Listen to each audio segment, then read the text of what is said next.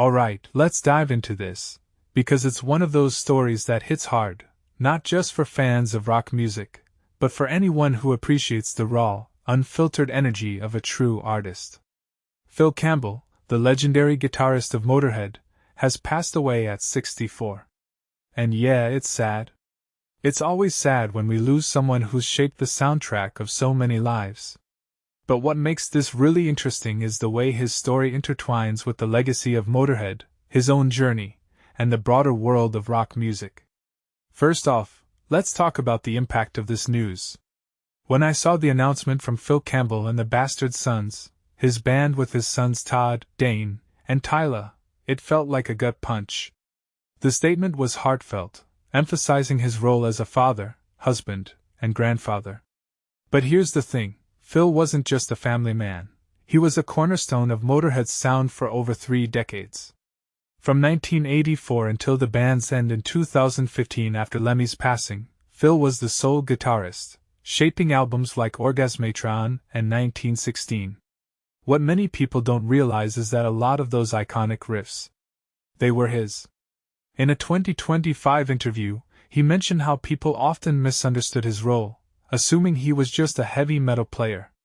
But he wasn't.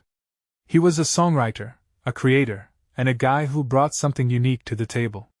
That's what makes his loss so significant. It's not just a guitarist we're losing, it's a piece of rock history. Now, let's take a step back and think about his journey. Phil started playing guitar at 10, and by 13, he was already semi-pro in a cabaret band called Contrast.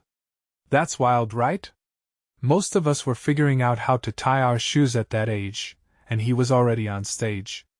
His path to Motörhead is almost like something out of a rock and roll fairy tale. At 12, he got Lemmy's autograph at a Hawkwind gig.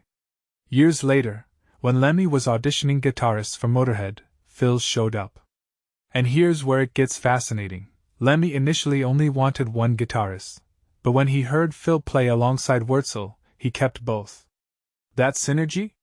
It became the backbone of Motörhead's sound during Phil's era. If you take a step back and think about it, that's the kind of serendipity that defines great music. 2 talents colliding at the right moment. But here's where it gets even more intriguing. After Motörhead disbanded, Phil didn't just fade into the background.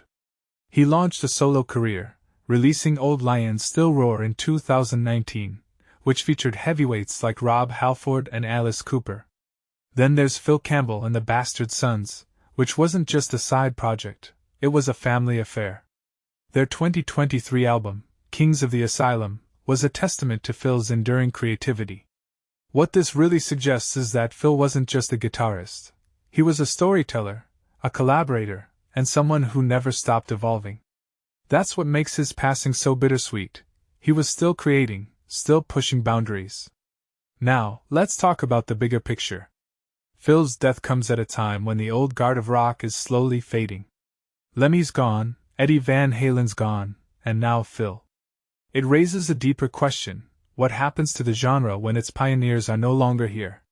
Personally, I think the legacy isn't just in the music, it's in the influence.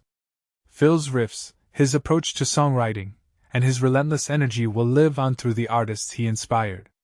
But it also makes me wonder, are we doing enough to celebrate these figures while they're still here? Phil's passing feels like a reminder to appreciate the artists who shaped our lives, not just when they're gone, but right now. Finally, let's end on a reflective note. Phil Campbell's story isn't just about the music, it's about the journey. From a kid in South Wales to a rock icon, he embodied the spirit of rock and roll, raw, unapologetic, and forever restless. His passing is a loss, no doubt, but it's also a chance to revisit his work, to rediscover those riffs, and to remember why we fell in love with this music in the first place. So, here's my question to you: what's your favorite Phil Campbell moment? Is it a specific riff, a live performance, or something else entirely? Let me know in the comments. Because in the end, that's what keeps the legacy alive, the stories we share.